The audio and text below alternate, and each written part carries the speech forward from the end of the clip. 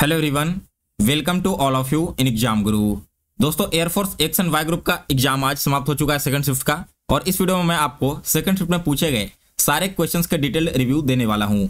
इसके साथ ही दोस्तों मैथ, जीके और रीजनिंग के मुझे सारे ओरिजिनल क्वेश्चन मिल गए हैं, तो उनका सोल्यूशन भी मैं आपको करवा दूंगा। आप सभी लोग मैच कर लेना कि आपके कितने क्वेश्चन सही हो रहे हैं। वीडियो स्टार्ट करने से पहले दोस्तों, आपने अगर अभी तक एग्जाम गुरु चैनल को सब्सक्राइब नहीं किया है तो इसे सब्सक्राइब कर इसके बेल नोटिफिकेशन को ऑन कर लें, ताकि आगे आने वाली हर एक वीडियो की नोटिफिकेशन आप तक सबसे पहले पहुंचती रहे। चलिए दोस्तों, आज का वीडियो स्टार्ट करते हैं। सो गाइस देखिए, सबसे पहला क्वेश्चन जो पूछा गया था वो था कि भारत की जितनी भी इंडियन डिफेंस फोर्सेस है, जैसे कि इसमें क्या क्या आ गया, इंडियन आर्मी, इंडियन नेवी और इंडियन एयरफोर्स, इन तीनों ने मिलकर के कहां पर अपना वार एक्सरसाइज 2023 में संपन्न किया है। तो दोस्तों ये किया है फ्रांस में। इस क्वेश्चन का राइट आंसर कौन सा देश था? फ्रांस देश था। फिर इसके बाद सेकंड क्वेश्चन पूछा गया था, वुमेन T20 वर्ल्ड कप विजेता कौन रही है? मैंने आपको इसके बारे में करवाया भी था आज से 1-2 दिन पहले ही करंट अफेयर्स के वीडियो में। इसकी विजेता रही है दोस्तों कौन? ऑस्ट्रेलिया रही है। रनर अप का नाम आप लोग कमेंट करके बताना अगर आपने मेरा करंट अफेयर्स वाला वीडियो देखा है तो। फिर इसके बाद तीसरा क्वेश्चन पूछा गया था दोस्तों, G7 समिट 2023 का आयोजन कहां पर किया गया है? यह क्वेश्चन भी मैंने आपको 2-3 दिन पहले करंट अफेयर्स के सारे इंपॉर्टेंट लेक्चर्स में करवा रखा है। G7 का जो समिट है 2023 का, इसका आयोजन किया गया था हिरोशिमा में। इस क्वेश्चन का राइट आंसर है हिरोशिमा। फिर इसके बाद अगला क्वेश्चन देखो और क्या पूछा गया है। नेक्स्ट क्वेश्चन पूछा गया था दोस्तों कि हमारे सौर मंडल में सबसे हॉटेस्ट प्लेनेट कौन सा है? मॉर्निंग में भी आपने देखा था कि सौर मंडल के प्लेनेट के बारे में बताया गया है। मैंने जो आपको जीके का ईबुक दिया है उसमें प्लेनेट के बारे में जितने भी एक्स्ट्रा फैक्ट हैं सारे बताए गए हैं बिल्कुल डिटेल में। हॉटेस्ट प्लेनेट की अगर मैं बात करूं तो ये है दोस्तों आपका वेनस, जिसे हिंदी में क्या कहते हैं? हिंदी में कहा जाता है वरुण ग्रह। और अगर सबसे कोल्डेस्ट प्लेनेट की मैं बात करूं तो सबसे कोल्डेस्ट प्लेनेट यहाँ पर क्या हो जाएगा? ये हो जाएगा जस्ट इसका अपोजिट, यूरेनस, जिसे हिंदी में अरुण ग्रह कहते हैं। दोनों का नाम आप लोग याद रखना। फिर इसके अलावा प्लेनेट से रिलेटेड और जितने भी सवाल होते हैं, जैसे कि जुड़वा बहन यानी कि ट्विन सिस्टर, मॉर्निंग का स्टार किसे कहा जाता है, ब्लू अर्थ, रेड प्लेनेट किसे कहा जाता है, ये सारी चीजें आप लोग एक बार अच्छे से याद कर लेना। फिर इसके बाद अगला क्वेश्चन देखिए क्या। नेक्स्ट क्वेश्चन पूछा गया था दोस्तों कि कंप्यूटर का ब्रेन किसे कहते हैं? किसका? Brain of computer. यह क्वेश्चन बहुत ही ईजी है और पहले कई बार रिपीट भी हो चुका है। सीपीयू को हम कहते हैं कंप्यूटर का ब्रेन, और सीपीयू का फुल फॉर्म क्या है? तो इसका फुल फॉर्म है दोस्तों सेंट्रल प्रोसेसिंग यूनिट। फिर इसके बाद अगला क्वेश्चन पूछा गया था, वो था दोस्तों आपका कंप्यूटर में अरेंजमेंट से रिलेटेड। कंप्यूटर में अरेंजमेंट करना था, और किस चीज का अरेंजमेंट करना था? तो ये था आपकी मेमोरी का, जिसमें दिए गए थे आपके MB, TB यानी कि टेराबाइट, फिर हो गया आपका किलोबाइट, इसके बाद आपका था बाइट, और इसके सबसे साथ बीट। इसे आप सभी को असेंडिंग ऑर्डर में अरेंज करना था, यानी कि छोटे से बड़े की ओर। तो सबसे छोटी यूनिट होती है बीट, फिर इसके बाद इससे बड़ा आ जाएगा बाइट, फिर इसके बाद आ जाएगा किलोबाइट, इससे भी बड़ा होता है मेगाबाइट, और इससे बड़ा हो जाता है टेराबाइट। फिर इसके आगे आप जाओगे तो पेटाबाइट होता है, जेटाबाइट होता है, योटोबाइट, इस तरह से आगे बहुत सारी चीजें चलती जाती है। फिर इसके बाद अगला क्वेश्चन देखिए क्या पूछा गया था। नेक्स्ट क्वेश्चन देखिए, कंफर्म नहीं मिल पाया है, लेकिन यहाँ पर कुछ कैंडिडेट का ऐसा कहना है कि सबसे पहले सूर्य की दूरी किसने मापी थी? अब यहाँ पर सूर्य की दूरी मापने की बात की जा रही थी, तो उसका सर्कमफेरेंस की बात किया जा रहा था, या फिर अर्थ या मून का सर्कमफेरेंस की बात की जा रही थी। ये आप लोग कमेंट करके बताना। लेकिन आपके जो ऑप्शंस दिए गए थे ना, वो मैं आप सभी को बता देता हूँ। ऑप्शंस में एक दे गया था भास्कराचार्य, ठीक है। इसके अलावा एक आपके ऑप्शन में थे पनीनी, फिर इसके अलावा एक आपके थे ब्रह्मगुप्त। 3 ऑप्शन मुझे मिल चुका है, तो आपको अगर ये वाला क्वेश्चन याद है तो एक बार कमेंट करके बता देना। फिर इसके बाद अगला क्वेश्चन पूछा गया था दोस्तों कि रतौंधी जो बीमारी है वो किस विटामिन की कमी से होती है? रतौंधी बीमारी, तो दोस्तों रितौमिन जो बीमारी है ना, ये होता है आपका विटामिन ए की कमी से। इस क्वेश्चन का राइट आंसर था विटामिन ए। ये थे दोस्तों आपके टोटल जीके के क्वेश्चंस। इसके बाद मैं आपको इंग्लिश के क्वेश्चन कुछ करवा देता हूं, और फिर लास्ट में हम देखेंगे मैथ्स और रीजनिंग के क्वेश्चन। तो देखिए इंग्लिश में एक क्वेश्चन आपका आया था दोस्तों नरेशन का। क्वेश्चन क्या था?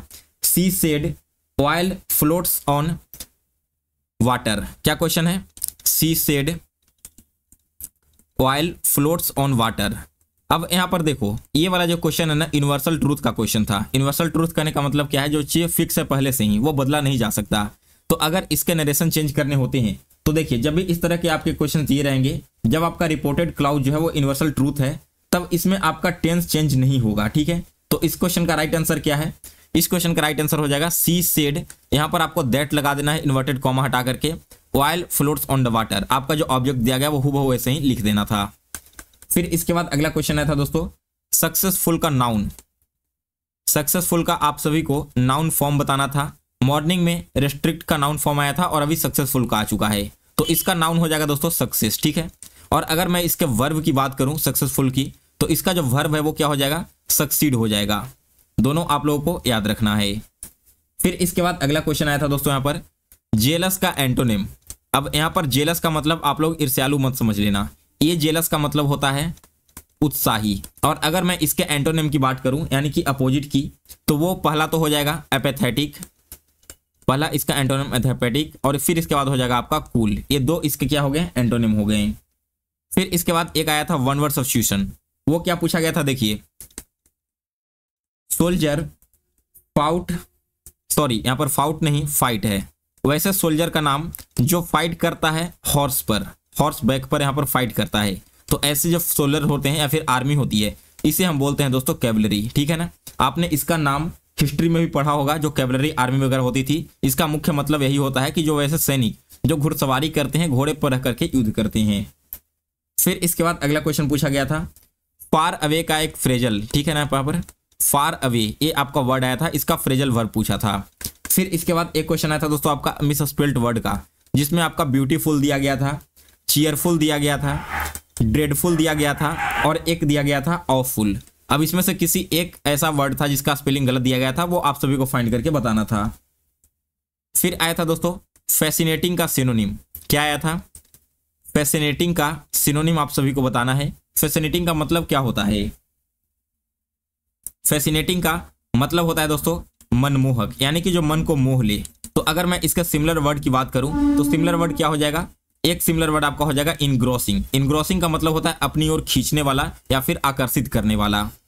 इसके बाद नेक्स्ट क्वेश्चन पूछा गया था आई स्टॉप माई फ्रेंड खाली स्थान, और यहां पर था स्मोकिंग। तो यहां पर दोस्तों आप सभी को क्या यूज करना था, प्रीपोजिशन। तो करेक्ट आंसर यहां पर हो जाएगा फ्रॉम, खाली स्थान की जगह पर फ्रॉम आ रहा था। ये है दोस्तों आपके इंग्लिश के क्वेश्चंस। अब बात करते हैं मैथ्स में और रीजनिंग में क्या क्या क्वेश्चन पूछे गए हैं। तो मैथ्स में देखो सबसे पहले तो बहुत ही शानदार सा पेरीमीटर वाला क्वेश्चन पूछा गया था। क्वेश्चन क्या था, देखिए एग्जैक्ट मिल चुका है मुझे।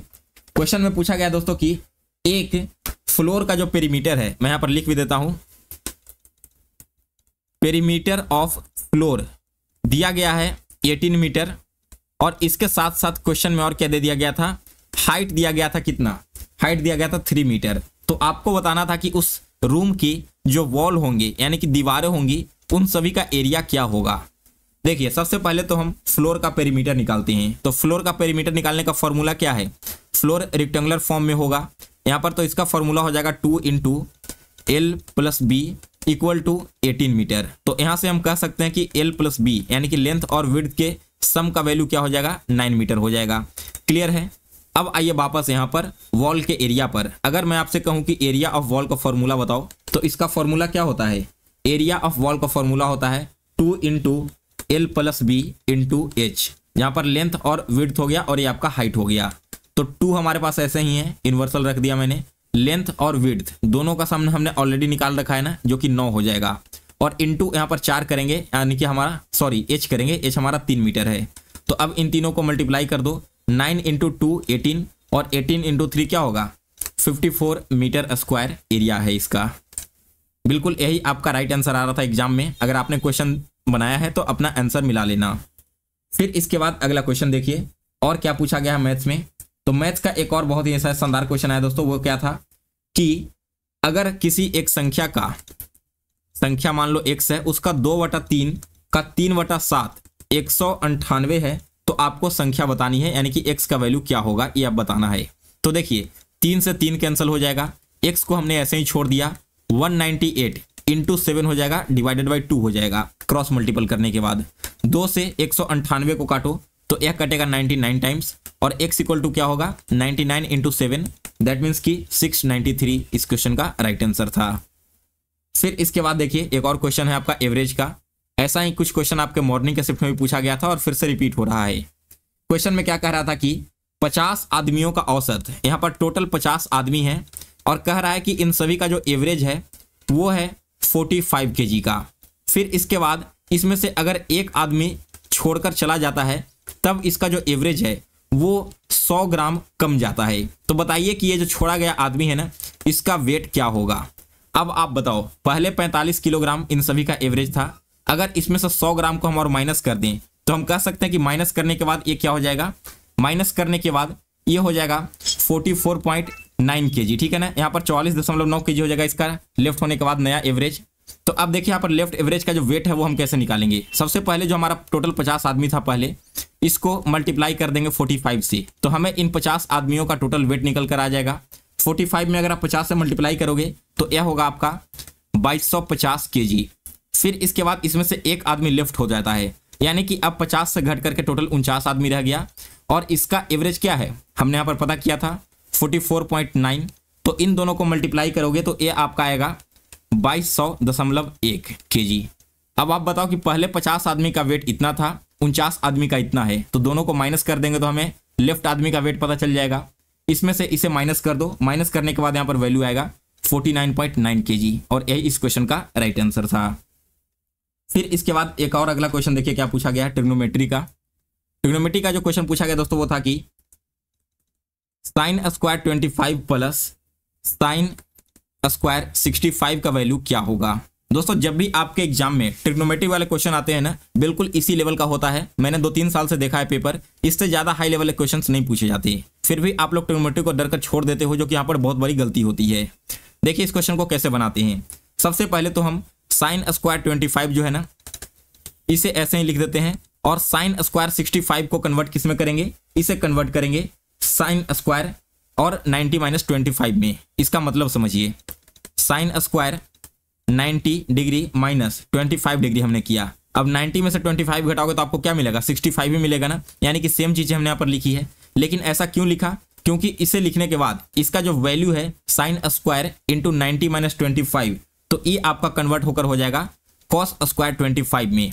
और इधर हमारे पास ऑलरेडी था साइन स्क्वायर 25, और आप सभी को फॉर्मूला पता होगा, sine square theta plus cos square theta का वैल्यू क्या होता है, इसका वैल्यू हो जाता है 1। तो राइट आंसर भी इस क्वेश्चन का 1 है। फिर इसके बाद अगला क्वेश्चन है, नेक्स्ट जो पूछा गया था वो था कि 4:30 पर जब घड़ी आपकी होगी तो इसमें एंगल कितने का बनेगा। यहाँ पर आपको कोण बनाना है। तो दोस्तों ऐसा क्वेश्चन मैंने आपको रागा के मॉक में ऑलरेडी करवा रखा है, मुझे याद भी है। और वहां पर मैंने आपको क्या फॉर्मूला बताया था, फॉर्मूला है 11/2 m - 30 × h, जहां पर दोस्तों m क्या हो जाएगा, m हमारा हो जाएगा मिनट और h हमारा आवर हो जाएगा। सिंपल सी क्वेश्चन थी यहाँ पर, बस करना क्या है 11/2 गुना m की जगह पर 30 लिख दो, माइनस 30 गुना h की जगह पर 4 लिख दो। यहां से काटोगे तो 2 से 15 बार में, और 11 गुना 15 करोगे तो ये आपका हो जाएगा 165, माइनस में क्या हो जाएगा 30 गुना 4 यानी कि 120। तो दोनों को माइनस करने के बाद इसका वैल्यू आएगा दोस्तों 45 डिग्री का। यहाँ पर कौन बन रहा था 45 डिग्री का। फिर इसके बाद अगला क्वेश्चन है वेन डायग्राम का। बिल्कुल सिमिलर कॉन्सेप्ट है जिस कॉन्सेप्ट पर मॉर्निंग में पूछा गया था। मॉर्निंग में क्या था कि एक लैंग्वेज है, हिंदी है और इंग्लिश है। अभी आपका क्या पूछा गया वेन डायग्राम, अभी पूछा गया है आपसे कि एलिफेंट, वुल्फ या फिर यहाँ पर फॉक्स जो भी समझ लो, और एनिमल, इन तीनों के बीच में आपको वेन डायग्राम बनाना है। तो सबसे पहले देखो, एक आपका एनिमल का वेन डायग्राम हो गया, अब इसके अंदर एलिफेंट आ जाएगा और इसी के अंदर में आपका वुल्फ आ जाएगा। वुल्फ और एलिफेंट के बीच में कोई भी समानता नहीं है, इसलिए हम इन दोनों को अलग रख रहे हैं। इस प्रकार का आपका वेन डायग्राम बन रहा था। फिर इसके बाद अगला क्वेश्चन देखिए कोडिंग डिकोडिंग का है। कोडिंग डिकोडिंग के क्वेश्चन में क्या हो रहा है, देखिए दिसंबर वर्ड एक दिया गया था और इसका कोड कैसे किया गया है वो समझिए। ER है यहाँ पर, MB था फिर इसके बाद, और इसके बाद था CE और DE। सिमिलरली आपको कोड क्या करना था वो भी मैं यहाँ पर लिख देता हूँ। नवंबर का कोड आप सभी को करना था। पेपर काफी इजी लेवल का आ रहा है, अगर आप कूल एंड काम रखकर पेपर को देखोगे ना तो सारे क्वेश्चन समझ में आ जाएंगे। देखिए सबसे पहले ध्यान देना, D और E दो वर्ड को अगर आप उठाओगे, ये दोनों वर्ड आपको यहाँ पर दिख रहा है क्या, मैं नंबरिंग करते चलता हूँ। पहला नंबर वाला कहाँ है, यहाँ पर है ना। फिर दो पेयर और उठाओ, C और E को, ये वाला आपको कहाँ दिख रहा है, यहाँ पर दिख रहा है। फिर M और B को उठाओ यहाँ से तीसरे नंबर को, ये आपका इस साइड में है। और चौथे नंबर पर E और R है जो कि यहाँ पर आया है। तो हम देख सकते हैं कि दो दो का पेयर बना करके इसे रिवर्स ऑर्डर में लिख दिया जा रहा है। तो यहाँ पर आप इसे 1 कर दो, इसे 2 कर दो, इसे 3 कर दो और इसे 4 कर दो। अब बस जैसे यहाँ पर कोड किया गया वैसे लिखते जाओ। सबसे पहले पहला नंबर वाला N और O, तो हमने N और O लिख दिया। फिर हमारा भी और ई, तो वी और ई लिख दिया, फिर एम और बी आ गया, और सबसे लास्ट में आपका ई और आर आ जाएगा। तो यही दोस्तों आपका कोड होगा नवंबर का। ये था कोडिंग डिकोडिंग का क्वेश्चन। इसके बाद और क्या क्या क्वेश्चन पूछा गया था, तो और आज दोस्तों आपका ब्लड रिलेशन का क्वेश्चन था, लेकिन वो एग्जैक्ट मुझे नहीं मिल पाया, जिसके कारण से मैं उसका सॉल्यूशन आपको नहीं करवा पा रहा हूँ। आपको और जो भी क्वेश्चंस मुझे याद होंगे, चाहे वो मैथ्स के हों या फिर रीजनिंग के या फिर इंग्लिश के, कमेंट बॉक्स में जरूर कमेंट करना। इसके साथ ही दोस्तों अगर आप जीके का ई बुक परचेज करना चाहते हो या फिर जो एग्जाम दे रहे हो उन क्वेश्चंस को शेयर करना चाहते हो हमारे साथ, तो मेरा व्हाट्सएप नंबर है 9430042848। इस नंबर पर आप मैसेज करके मुझसे डायरेक्ट कॉन्टैक्ट कर लेना। तो गाइज फिलहाल इस वीडियो में बस इतना ही। अगर आपको वीडियो पसंद आया हो तो इसे लाइक और शेयर करें। आज का जो एनालिसिस हुआ है इसका पीडीएफ आप टेलीग्राम चैनल से डाउनलोड कर लेना। टेलीग्राम चैनल का लिंक मैं डाल दूंगा वीडियो के डिस्क्रिप्शन बॉक्स में।